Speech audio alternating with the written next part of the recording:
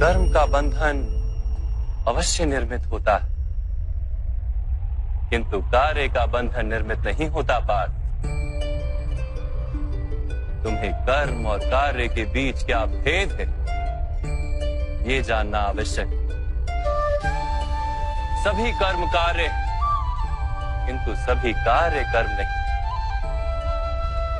कर्म उस कार्य को कहते हैं जिसके साथ फल की आशा जुड़ी।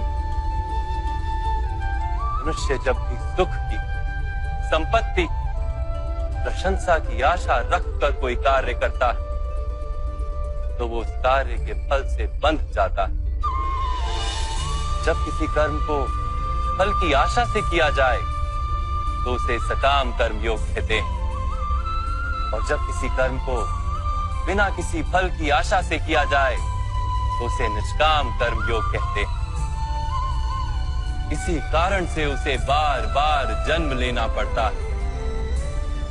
वास्तव में मनुष्य को कोई कर्म नहीं बांधता, कर्म से जुड़ी आशाएं उसे बांधती।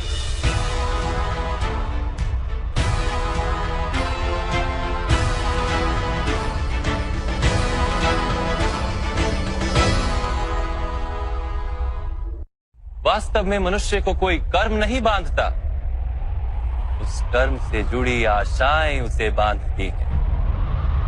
वो कैसे माधव? यदि इस युद्ध में तुम्हें विजय होने की आशा है तो पराजित होने पर तुम्हें भीषण दुख होगा, और वो दुख तुमसे कोई अन्य कार्य करवाएगा जिसके लिए तुम्हें दूसरा जन्म लेना पड़ेगा।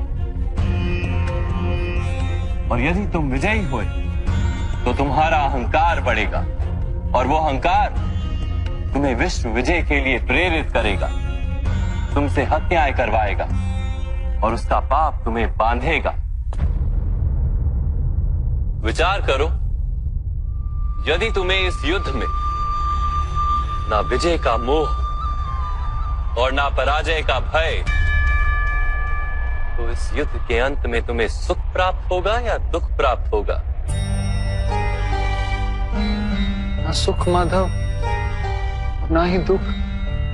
अर्थात तुम्हारा सुख, दुख, हताशा, निराशा, अहंकार युद्ध के कारण नहीं है। युद्ध के साथ तुमने जो आशाएं बांधी हुई हैं, उसके कारण है। क्या ये सत्य नहीं है पार्थ?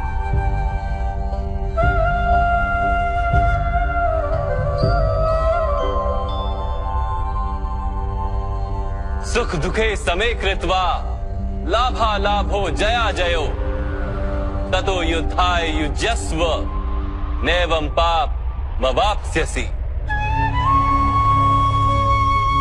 अर्थात सुख दुख को समान मानकर लाभ हानि जय पराजय का विचार किए बिना यदि तुम युद्ध करोगे कौन्तेय, तो तुम पाप के भागी नहीं बनोगे।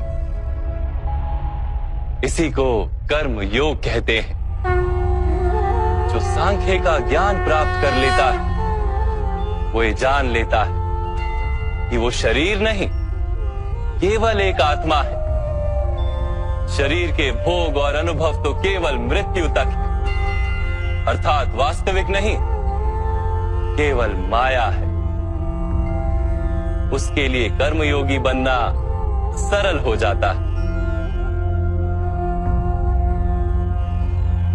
परंतु माधव, यदि कार्य से बंधन निश्चित है तो क्या संसार का त्याग करके संन्यास लेना उचित नहीं?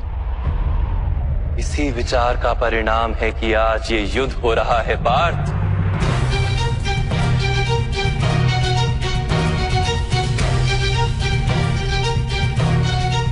विचार करो, जब सत्व गुण से भरे धर्म को जानने वाले लोग कर्मों का त्याग करते हैं, तब अधर्म से भरे लोग भी संसार को चलाते हैं।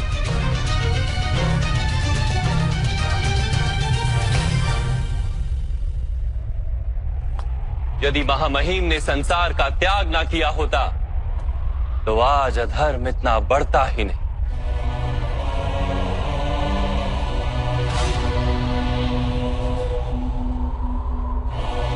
और तुम्हारे पिता ने यदि संन्यास ना लिया होता तो आज भ्राता युधिष्ठिर सुख से राज कर रहे होते।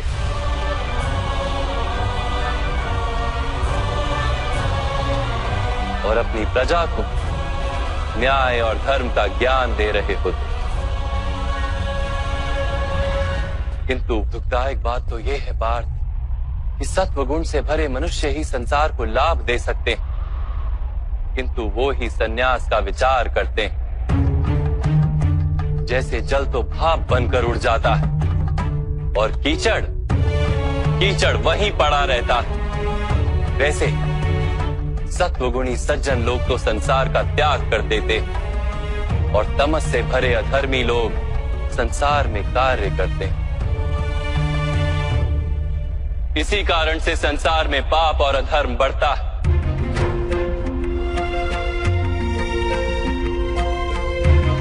किंतु कर्मयोग इस विचित्र स्थिति से सारे संसार का रक्षण करता है।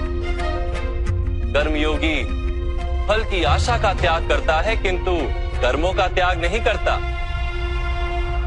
वो इसी संसार में रहता है, सन्यासी की भांति सारे कार्य करता है, किंतु उनमें लिप्त नहीं होता।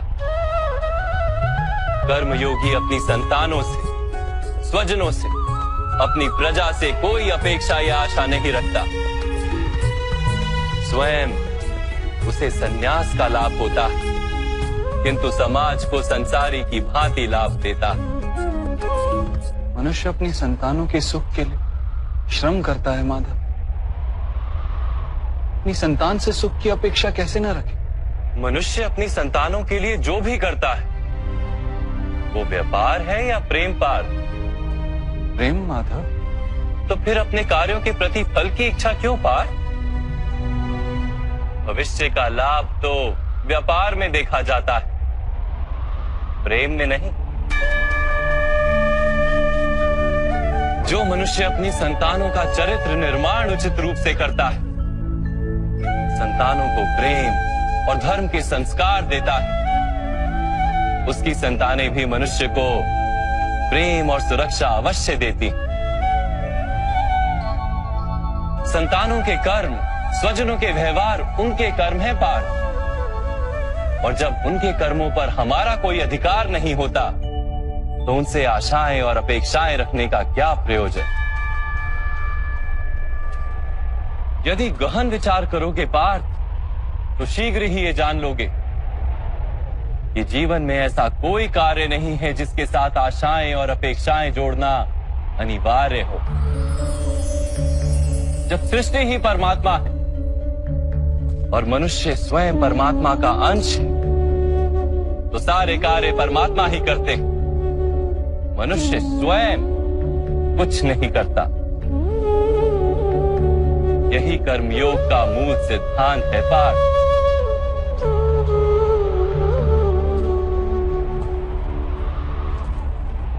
तुम्हें भी कर्मयोगी बनकर ये युद्ध करना आवश्यक है पार्थ। त्रिगुणिया विश्या वेदा निस्त्रिगुण्यो भवार्जुना निर्द्वंद्वो नित्य तत्वस्थो निर्योग क्षेम आत्मवान। 3 गुणों का त्याग करके निर्गुण बन जाओ पार्थ। इस द्वंद्व से मुक्त हो जाओ।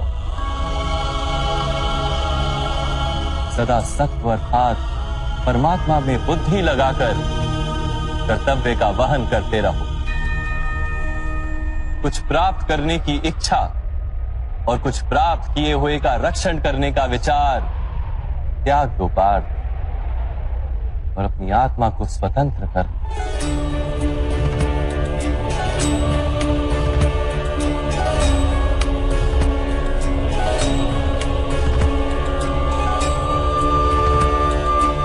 स्मरण रहे पार्थ, कर्मण्यवाधिकारस्ते मां फलेषु कदाचन मां कर्म फल हेतुर्भू मां ते संगोस्त्व कर्मणि। तुम्हारा अधिकार तो केवल कर्म करने का है, फल तो ईश्वर के हाथ में। इसलिए ना कर्म से भागना उचित है और ना ही कर्म के फल की आशा रखना उचित है।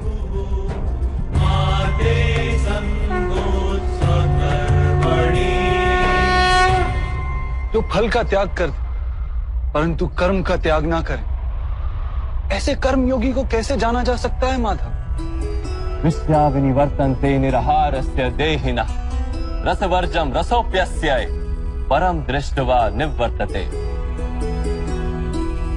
सुनो पार्थ, जो स्वाद से छूटने के लिए भोजन का ही त्याग कर देता है, वास्तव में उसके मन से स्वाद की लालसा कभी जाती ही नहीं। उसे दोहरी हानि होती है। एक तो वो निर्बल हो जाता है, जिसके कारण परमात्मा को प्राप्त करने का जो प्रयत्न अनिवार्य है उसे वो नहीं कर पाता, और दूसरा सदा ही उसका मन स्वाद की लालसा से भरा रहता है। इसलिए भोजन का त्याग करने से उत्तम है स्वाद की लालसा का ही त्याग कर दिया जाए। कर्मयोगी अपने मन की सारी लालसाओं को खींच लेता है, जीवन को कर्तव्य मानकर कार्य अवश्य करता है, किंतु उन कार्यों से जुड़ता नहीं। और बात, जो व्यक्ति अपने कार्यों से आशाएं और इच्छा नहीं रखता, उसी के कार्य पूर्ण होते हैं। एक असफलता से दुखी होकर जिसका मन डोलता नहीं, एक सफलता से आनंदित होकर जो स्वयं को सर्वश्रेष्ठ नहीं मानता, ऐसे ही व्यक्ति को कर्म योगी कहते हैं। और ऐसा व्यक्ति जीवन में बार बार सफल होता है।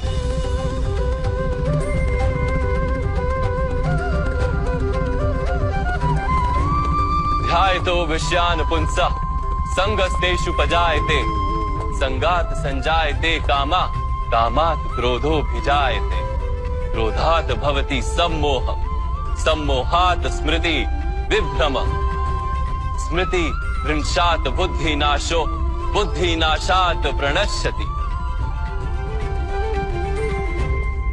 फल की आशा से कामना प्रकट होती है, और कामना का तो स्वभाव है असंतुष्ट रहना। असंतोष से क्रोध उत्पन्न होता है, और क्रोध से मोह जन्मता है। मोह के कारण व्यक्ति आचार और व्यवहार का ज्ञान ही भूल जाता है। ज्ञान के जाने से बुद्धि चली जाती है, अनुचित प्रकार के कार्य होने लगते हैं, और समाज ऐसे व्यक्ति का शत्रु बन जाता है। और अंत में ऐसे मनुष्य पूर्णतः पतन हो जाता है।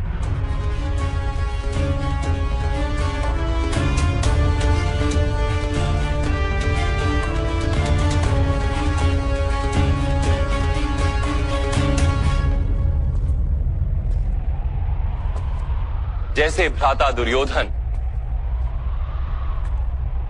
उनके सेनापति महामहिम उनके ही शत्रु हैं, और तुम्हें विजय का आशीर्वाद दिया।